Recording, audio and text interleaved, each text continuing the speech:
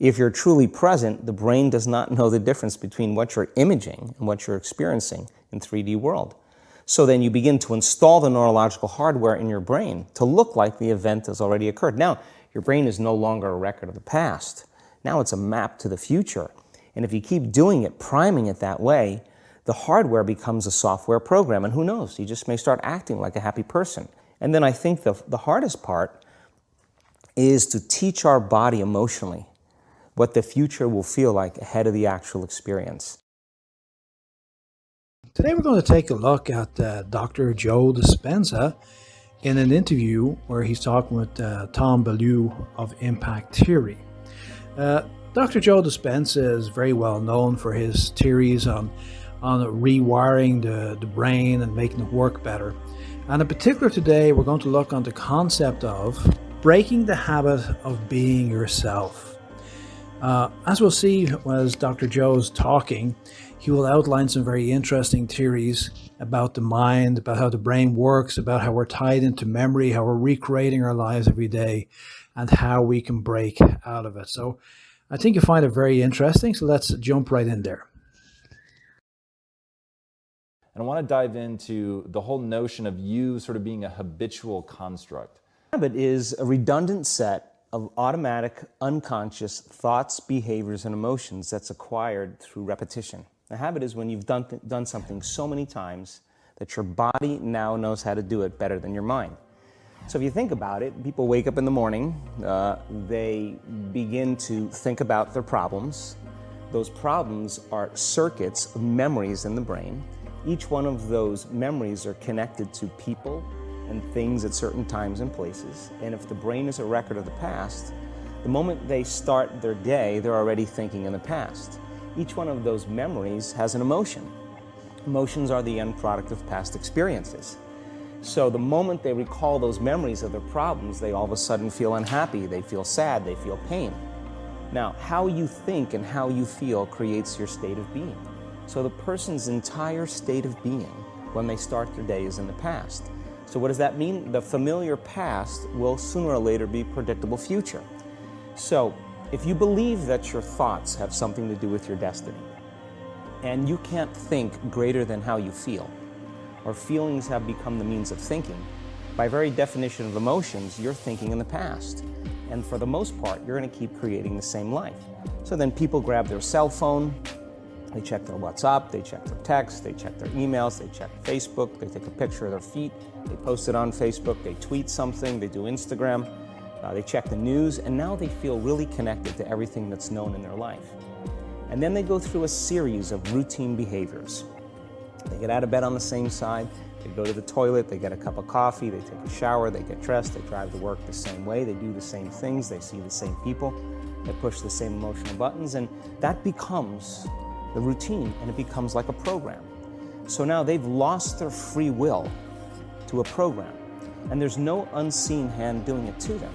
So when it comes time to change, the redundancy of that cycle becomes a subconscious program. So now 95% of who we are by the time we're 35 years old is a memorized set of behaviors, emotional reactions, unconscious habits, hardwired attitudes, beliefs, and perceptions that function like a computer program. So then a person can say with their 5% of their conscious mind, I want to be healthy, I want to be happy, I want to be free. But the body's on a whole different program.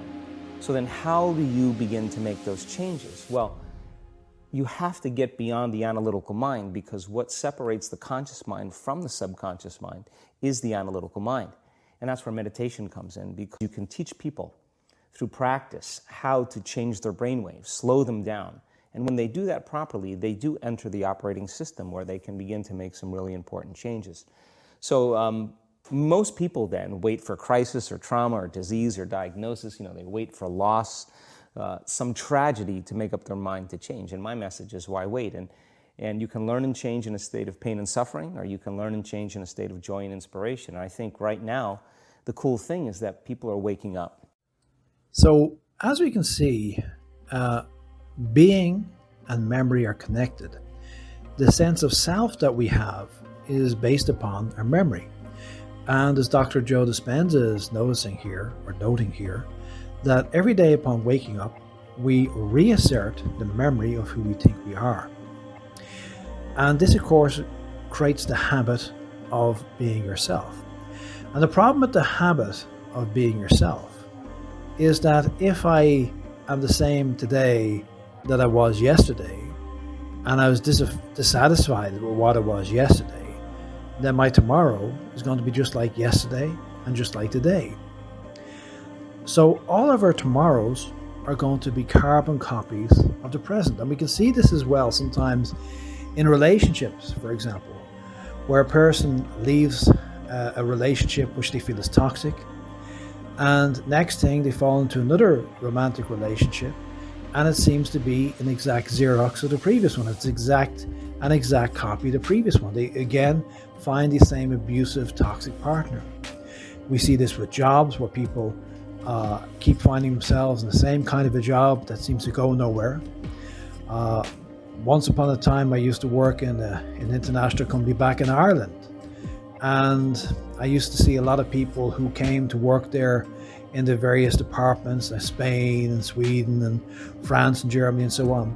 And a lot of these people were kind of running away from something. And strangely enough, that something they were running away from, well, it followed them. They found themselves back in the same situation. A lot of people think, I'll go to a different country or different state or different city and things will be different. And yet things end up being the same. And the reason why they end up being the same is because we're carrying our old self, our old baggage, we're carrying along with us. So the question then is, why exactly is this so? What's the problem with it, and what can we do about it? So how can we make this change? And what Joe Dispenza is saying is that through meditation we can make a change, and we'll explore that a little later on in today's video, the various approaches we can use. And what he's talking about is meditation, and meditation is one way of creating a pause, of creating a gap, so we can actually gain perspectives. What exactly then is the mechanism that's causing these problems? And let's just take a look again at Dr. Joe Dispenza as he talks about the mechanisms of the mind and how they create these problems for us. Much of this is really learning to just bifurcate the world into there's negative emotions that have negative neurochemistry associated with. And you said that in those states, if you're living in a perpetual state of stress hormones and things like that, illness is like a step away. And then just the other side of that is understanding, but there's this whole other side of positive energy, which happiness, joy, empowerment, whatever that neurochemical cocktail is, but that when you're on that side, your immune system is more likely to function well. Like, is that just sort of bringing it down to like a really base level? Is that sort of one of the big pieces? Well, let's talk about it in terms of survival or creation. As I said, 70% of the time, people live in stress, and living in stress is living in survival. Now, all organisms in nature can tolerate short-term stress. A deer gets chased by a pack of coyotes. When it outruns the coyotes, it goes back to grazing and the event is over. And the definition of stress is when your brain and body are knocked out of balance, out of homeostasis.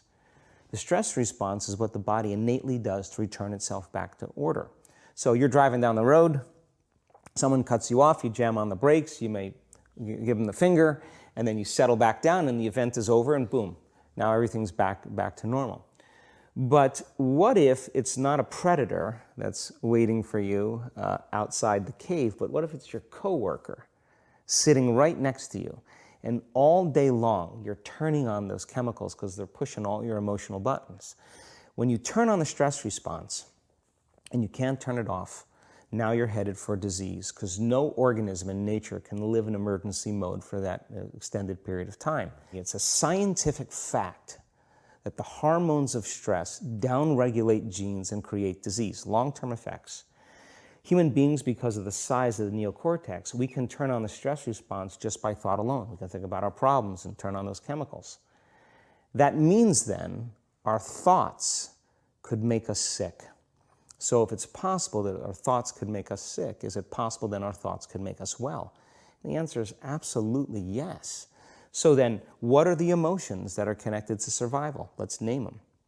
Anger, aggression, hostility, hatred, competition, fear, anxiety, worry, pain, suffering, guilt, shame, unworthiness, envy, jealousy. Those are all created by the hormones of stress. And psychology calls them normal human states of consciousness. I call those altered states of consciousness.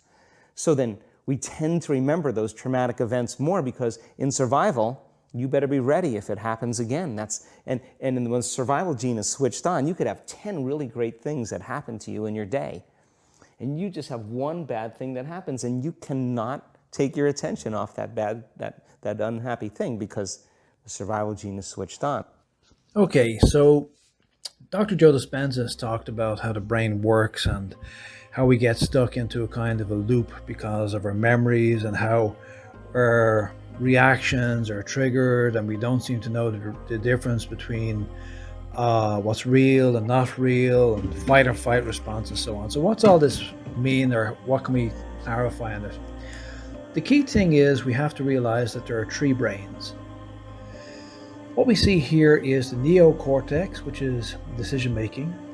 We've got the instinct and urges, which is listed here as the reptilian brain. It's the nickname, it's actually the brainstem. And we also have then the limbic brain, okay? And inside the limbic brain, you're going to have the amygdala. And the amygdala is basically the emotional brain. So it's kind of like you can think this is a lower brain, the brainstem. The neocortex is the higher brain, and the limbic system connects the two. So basically, human beings are stuck between the high and the low, and how we respond to it. Now, a key thing here is fight or flight response. And fight or flight response is, traditionally going back long ago, we either hit somebody or we ran away from somebody. And with the fight or flight response, the problem is if somebody cuts you up in traffic, you feel like jumping out of your car and punching them. But do that and you'll find it'll cause problems. So traditionally, in ancient human beings, we either punched the other person or we ran away from the other person.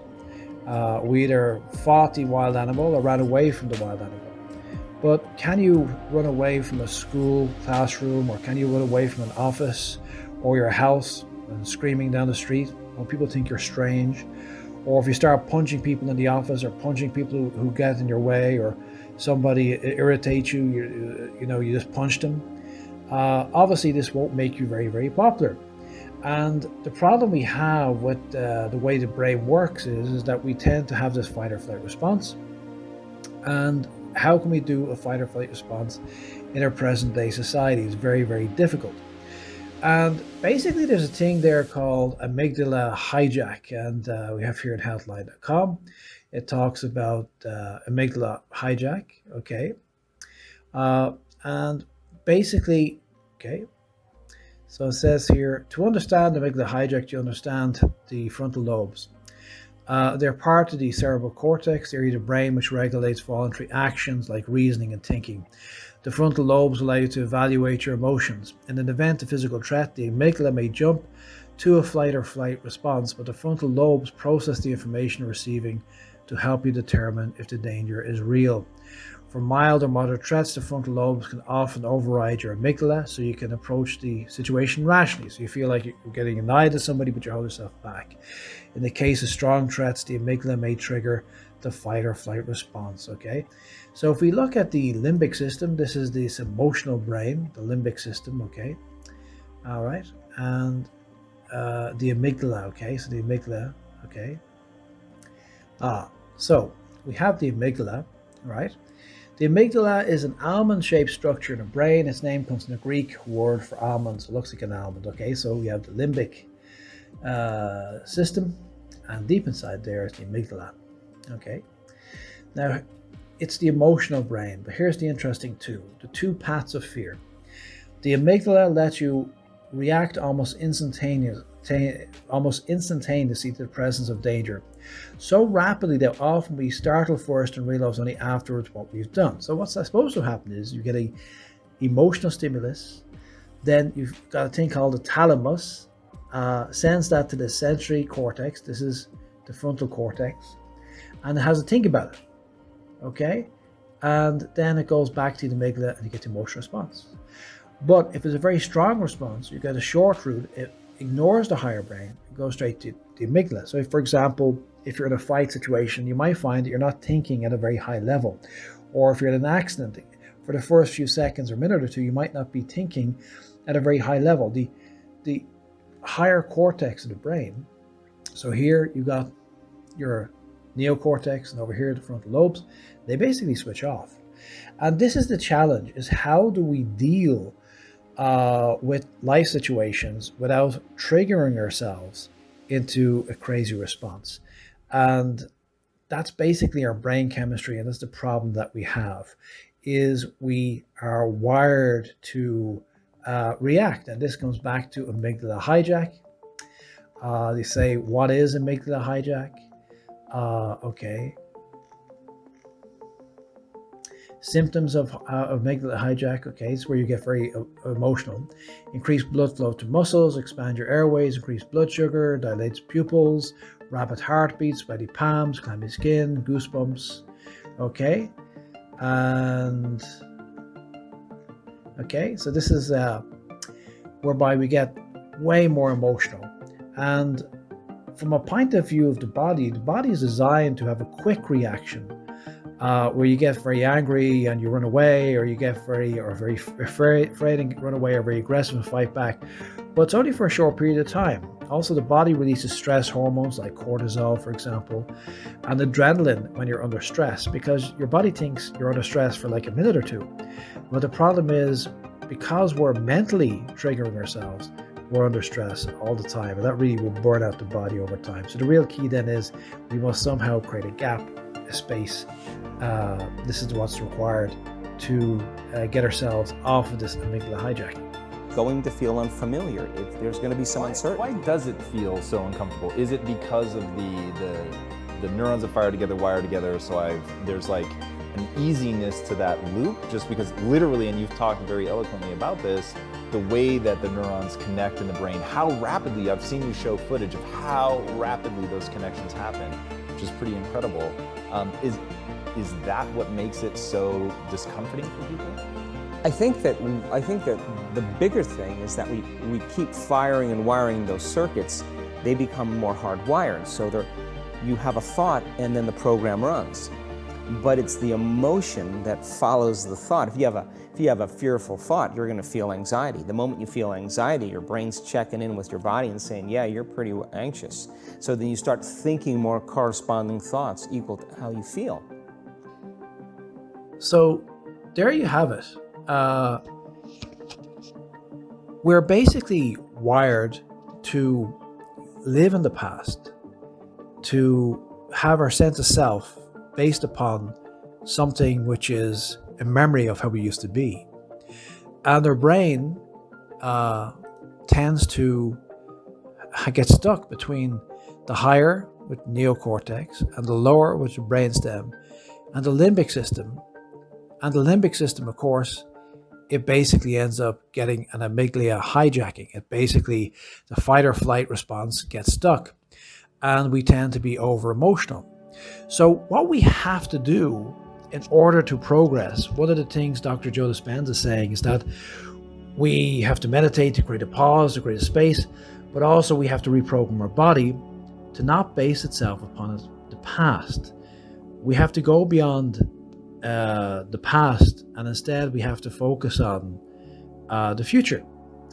And I think an interesting thing that helps us there, if we take a look here at there's a guy here called Viktor Frankl, and Viktor Frankl and his family were tortured in a Nazi death camp. He survived, and he wrote a book. His book is quite famous, called Man's Search for Meaning, after World War II. And this is one of his great quotes. He says here, between stimulus and response, there is a space. In that space is our power to choose our response. In our response lies our growth and our freedom. So here's a guy where the Nazis were torturing him and trying to provoke him, and he was able to hold back and respond rather than react. Now, clearly, he was in a very stressful situation, and yet he managed to respond. And the lesson he learned from this was that the power that he has is my response, is my power. And so if you want to have a brave future, a better future, we have to let go of the past. If we look at, say, a lot of gurus, for example, and New Age thinkers and so on, they'll all talk about the importance of living in the present. And yet we're continually living in the past and comparing everything to the past and then triggering ourselves into states of depression and anxiety, fear and anger and trauma and so on, and feeling very upset because we keep on remembering the past and we don't focus on the future. So if you want to get out of this thing of amygdala hijacking and you want to instead have a more successful life whereby you are a more expansive version of yourself, then you have to start envisioning your future and taking time out each day to meditate and to reflect, maybe keep a journal, do some work on yourself to find out where you want to go and how you're going to get there, and work towards becoming the person that you want to be. I've spent more time thinking about who you want to become and less time about how you were, because if you're continually remembering yesterday, you can't move forward till tomorrow. Okay, so that's the big takeaway what we're looking at here. The other thing is, if we look at the idea of breaking the habit of being yourself, we should be in the moment rather than being a bunch of habits and a habitual self. Your habitual self is you frozen in a moment in time. And hopefully after watching this video, it'll make you think about how the brain works, how we create a reality based upon our past, and how we really have to break out of this self, which is really only a self-creation if you think about it, and instead start envisioning who we want to be and start living in the present and working towards becoming that person. A lot of good Dr. Joe Dispenza stuff out there, well worth watching as always, and the link to that full interview is in the video description. Hope you liked the video. Please like and subscribe if you do, and talk to you next time.